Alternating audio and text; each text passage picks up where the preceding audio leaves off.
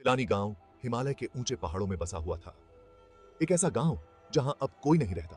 पत्थर के बने हुए घर खड़ी ढलानों से चिपके हुए थे, जैसे किसी भूतिया कहानी के पात्र। हवा पतली और ठंडी थी, जैसे किसी अदृश्य शक्ति की उपस्थिति का एहसास कराती हो। गांव पर एक भारी सी खामोशी छाई हुई थी, एक ऐसी खामोशी जो रूह को कंपा दे। ये खामोशी भुला दिए जाने की खामोशी थी। गांव वीरान पड़ा था, जैसे किसी श्राप का शिकार। पत्थरों के बीच घास उगाई थी, जैसे प्रकृति ने भी इस जगह को छोड़ दिया हो। जंग लगे कब्जों पर दरवाजे चरमरा रहे थे, जैसे किसी अदृश्य हाथ ने उन्हें हिलाया हो। खिड़कियां खाली आंखों की तरह नीचे घाटी को घूर रही थीं, जैसे किसी भूत की निगाहें। एक ठंडी हवा खाली गलियों से गुजर रही थी, जैसे किसी आत्मा की सिसकियां। चीड़ के पेड़ों की खुशबू और कुछ बेचैन करने वाली खुशबू अपने साथ लाई थी, जैसे किसी अनदेखी बला की मौजूदगी। केवल एक आवाज सुनाई दे रही थी, जो दिल को दहला देने वाली थी, जो दूर से आते हुए गिद्ध के चिल्लाने की थी। जैसे किसी मौत का पैगाम जो ऊपर चक्कर लगा रहा था, जैसे किसी शिकार की तलाश में। ये एक अकेली भयानक आवाज थी जो दिल को दहला दे। विलेज वाले 1971 में हुई एक डरावनी घटना के बारे में बातें करते थे।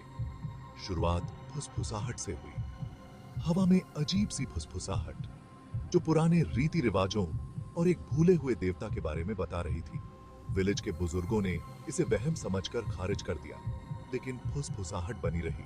फिर बुरे सपने आने लगे, डरावने भयानक सपने जो विलेज वालों को परेशान करते थे। सपने हमेशा एक जैसे ही आते थे। लाल आंखों वाली एक परछाई बदला लेने की मांग कर रही थी। विलेज वालों के दिलों में डर समा गया। वे अंधेरा होने के बाद बाहर जाने से बचने लगे। बुरे सपने और भी भयानक और ज्यादा वास्तविक लगने लगे। फुसफुसाहट तेज हो गई, ज्यादा जिद्दी। कुछ आ रहा था, कुछ बुरा। सबसे पहले एक जवान चरवाहा गायब हुआ, जो विलेज के बाहर अपने झुंड को चरा रहा था। एक पल वो वहां था, ढलते सूरज के सामने उसका साया पड़ रहा था। अगले ही पल वो गायब था, बिना किसी निशान के गायब हो गया। फिर जंगल में लकड़ी इकट्ठा करने वाली एक जवान औरत गायब हो गई। वो बस गायब हो गई। उसकी टोकरी पलटी हुई थी, लकड़ियां जमीन पर बिखरी पड़ी थीं।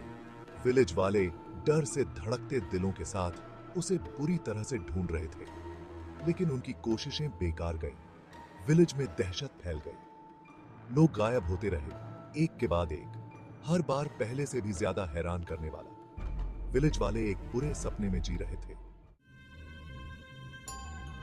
जो लोग बच गए वे अपने घरों में दुबके रहे।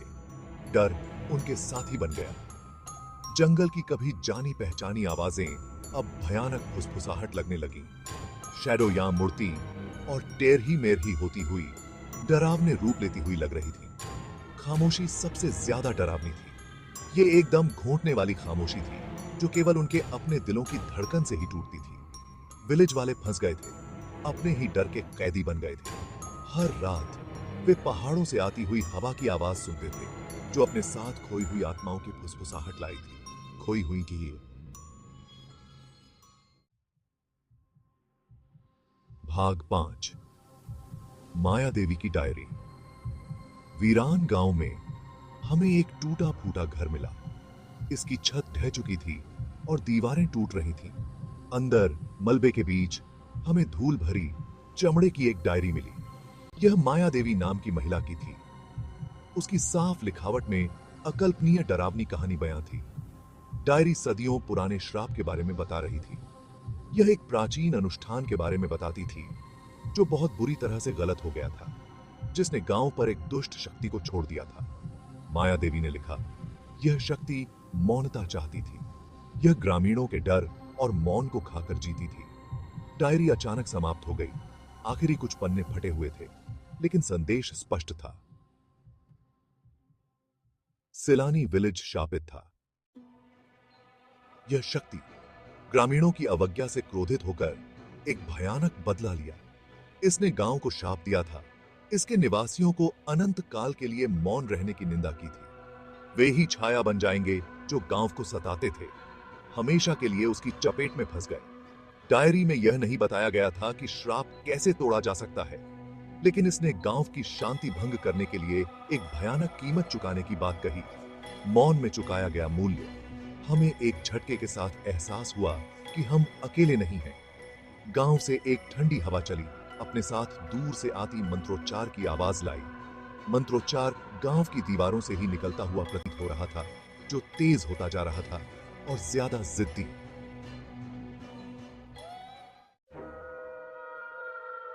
ऐसा लग रहा था जैसे समय विलेज में जम गया हो। उसके छोड़े जाने का पल हमेशा के लिए वैसा का वैसा ही रह गया। मेजों पर बर्तन आधे धुले पड़े थे, कपड़े रस्सियों पर सूखने के लिए टंगे हुए थे, खिलौने घरों के फर्श पर बिखरे पड़े थे, मानो उनके साथ खेलने वाले बच्चे बस गायब हो गए हों।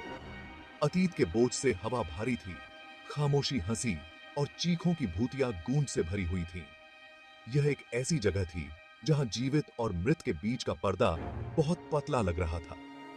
तब हम जानते थे कि हमें जाना होगा, इससे पहले कि यह गांव हमें भी अपनी चपेट में ले ले। हमें वहां से भागना होगा, लेकिन हमारे पीछे का रास्ता गायब हो गया था। हम फंस गए थे। मंत्रोच्चार अपने चरम पर पहुंच गया। हवा में अनदेखी ऊर्जा की गूंज हो रही थी। हमारे चारों ओर की शैडोयां मुड़ती और टेढ़ी मेढ़ी होती हुई विकराल आकार लेती हुई लग रही थी। हम चीखों की गूंज सुन सकते थे, गायब हो चुके ग्रामीणों की हताश चीखें। डर, आदिम और भस्म करने वाला हमारे दिलों को जकड़ लिया। हम प्राचीन बुराई की जगह पर घुसपैठ करने वाले थे, और वह शक्ति क्रोधित थी। वह हमें देख रही थी, उसकी अनदेखी आंखें हमें जला रही थी। हम भागे, सुनसान गलियों में ठोकरें खाते हुए। हमारी सांसें तेज चल रही थी, लेकिन ऐसा लग रहा था कि गांव हमेशा के लिए फैला हुआ है। उसकी खामोशी हमें दबा रही थी। हम गांव से बाहर निकल आए, हांफते हुए। हमारे कपड़े फटे हुए थे और हमारे चेहरे पसीने से लथपथ थे। हमारे पीछे सिलानी विलेज खामोश खड़ा था, उसके रहस्य, डर और खामोशी की परतों के नीचे दबे हुए थे। उस दिन हमने जो देखा उसके बारे में हमने कभी बात नहीं की, लेकिन गांव की याद, उसकी भयानक खामोशी और हवा में चलने वाली भयानक फुसफुसाहट हमें आज भी परेशान करती है। यदि आप कभी भी खुद को हिमालय में पाते हैं और आप सिलानी नामक गांव में आते हैं, तो वापस मुड़ जाएं, क्योंकि खामोशी शांतिपूर्ण नहीं होती। यह शापित लोगों की खामोशी है।